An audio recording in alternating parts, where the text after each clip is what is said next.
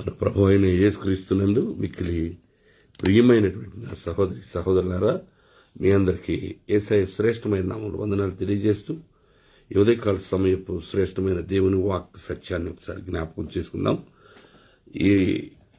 ఈ వాక్యము ఇర్మియా గ్రంథము 15వ అధ్యాయము 21వ వచనంలో ఉన్నది. దయచేసి అందరూ కూడా దీన్ని జ్ఞాపకం చేసుకోండి, దీన్ని ధ్యానం చేయండి. ఇది మనకందరికీ ఎంతో దీవెనకరంగా ఉంటుంది. చూడండి, ఇర్మియా 15:21 ఇలా వ్రాయబడి ఉన్నది. దుష్టుల చేతిలో నుండి నిన్ను విడిపించదను, బలాత్కారుల చేతిలో నుండి నిన్ను విమోచించదను. దేవునికి మహిమ కలుగునుగాక. ఆనాడు దైవదాసుడు దేవునికి ప్రవక్తగా ఉండి బాల్యము నుండి తండ్రి అయిన దేవుని చిత్తాన్ని బట్టి ఆయన సంకల్పాన్ని అనుసరించి ప్రవక్తగా ఉన్నటువంటి ఇర్మియాకు ఈ శ్రమలు తప్పలేదు.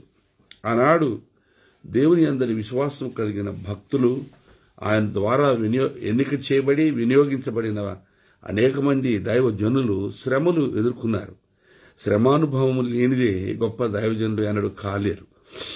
అటని చెప్పేసి ప్రతి ఒక్కరికి శ్రమ వస్తుందంటే దేవుడు కొందరికి అవకాశం ఇస్తారు, దాన్ని తట్టుకోగలరు, దాన్ని ఆయన మహిమార్థమై సంతోషంగా ఆ శ్రమను స్వీకరిస్తారని అనుకున్నటువంటి వ్యక్తులకు అవకాశాన్ని దేవుడు ఇస్తారు. ఆయనకి మహిమ కలుగునుగాక. మేము ఎన్నెన్నో శ్రమలు యేసయ్య నామంలో ఆయన పరిచర్య కొరకు, నేనే కాకుండా నాతో పాటు 5 సహోదరులు మరి మేము చేయని నేరానికి శిక్షను అనుభవిస్తున్నాం. మా కొరకు ప్రార్థన చేయండి. అంతేకాకుండా మీ కొరకు మేము ప్రార్థన చేస్తున్నామని మీరు జ్ఞాపకం చేసుకోండి. దుష్టుల చేతిలో నుండి నిన్ను విడిపించదను. ఎంత గొప్ప వాగ్దానం అండి! దేవుని దాసులకి దుష్టుల చేతుల నుండి ఆయన విడిపించే శక్తిమంతుడు. ఎంతమంది దుష్టులు ఉన్నారు! అన్ని తరాలలో దుష్టత్వంతో నిండుకొని ఉన్న వ్యక్తులు దేవుని దాసులకు, నీతికి నిలబడిన ఆయన ప్రజలకు విరోధంగా లేచిన వారు ఎంతోమంది ఉన్నారు. కానీ వారు నశించిపోయారు. దేవుని చేతిలో వారు నిలవలేరు. దేవుని యొక్క ఉగ్రతకు వారు గురై వారు అపవాదికి తొత్తులుగా జీవించి చివరికి వారు మరణాన్ని ఎదుర్కొన్నారు. ప్రియమైన దేవుని బిడ్డలారా, ఆయన అంటున్నాడు, యేసయ్య చెప్తున్నారు, దేవుడు చెప్తున్నారు, బలాత్కారుల చేతుల నుండి నిన్ను విమోచించదని. ఇవాళ చాలా మంది బలాత్కారులు ఉన్నారు. బలవంతంగా మనుషులని వారికి ఇష్టం కాని పనులు చేయించడం, వారికి వ్యతిరేకంగా వారు చేయని పనులను ఒప్పించడం, వారు ఎన్నడూ ఎందులో కూడా భాగస్వాములుగా లేనటువంటి వాటిని వారంతట వారే దాన్ని ఒప్పుకునేటట్టు వారి బలహీనతను ఆశ్రయ చేసుకుని ఎంతోమంది ఈ నేటి దినములలో దుష్టులు ప్రబలి దేవుని నీతికి, సహజ సిద్ధమైన నీతికి, పరిశుద్ధతకు వ్యతిరేకంగా వారు చేసే ప్రయత్నాలు దేవుడు వమ్ము చేస్తారు. హల్లెలూయా. ఆయన దుష్టుల చేతిలో నుండి నన్ను మనందరినీ విడిపించదనని ఆనాడు ఇర్మియా దాసుడైన దేవుని దాసుడైన ప్రవక్త అయిన ఇర్మియాకు ఇచ్చిన రీతిగా మనకు కూడా అదే వాగ్దానం నిలిచి ఉన్నది. ఏలియా మన వంటి మనుషుడే, కానీ ఆయన పట్టుదలతో ప్రార్థించినప్పుడు 3.5 సంవత్సరంలో వర్షించలేదు, భూమి తన ఫలమునివ్వలేదు.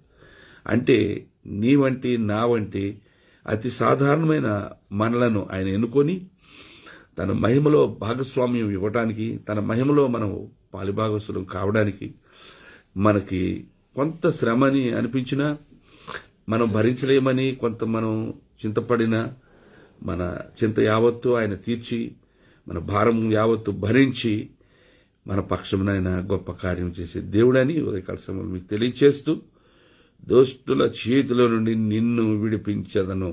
ఇది నిశ్చయంగా దేవుడు సెలవిస్తున్న గొప్ప వాగ్దానం.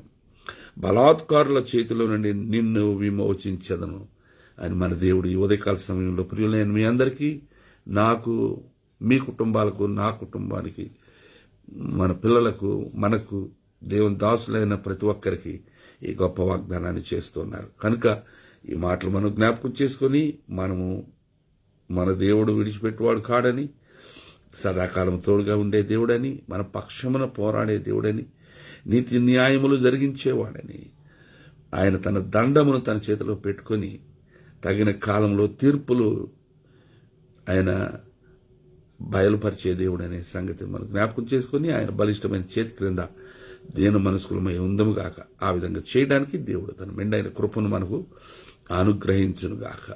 దేవుడు మహిమ పొందును గాక. మీ అందరూ మనమందరం కలిసి మన దేవునిలో ఆనందించేదము గాక. ఆమేన్.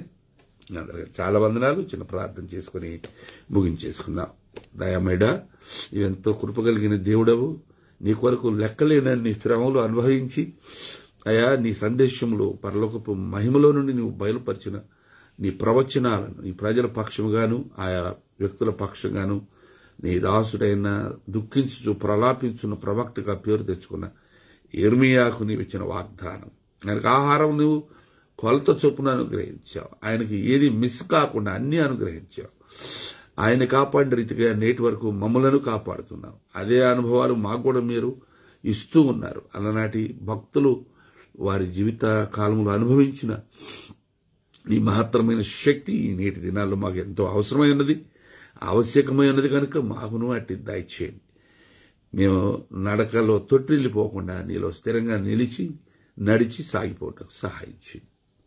మా ప్రియులను, మమ్మలను, మా కుటుంబాలను, తోటి పనివారులను, దైవజనులను, సమస్త భక్తులను, సార్వత్రిక సంఘంలోని అయా సకల సంఘాల్లోని పరిశుద్ధులందరినీ నీ కృపగలిగిన హస్తాలకు సమర్పిస్తూ నువ్వు చేస్తూ వచ్చిన కోట్ల కొలది నాయనా అసంఖ్యాకమైనటువంటి మేళ్లను బట్టి మీకు కృతజ్ఞతాస్తుతులు మీ పాదాలకు సమర్పించి మా అందరి వరకు అతి శీఘ్రంగా రానయ్యున్న యేసు నామములోనే ఈ ప్రార్థన మనవులన్నీ మీకు సమర్పించి అడిగి వేడుకుంటున్నామా పరమ తండ్రి.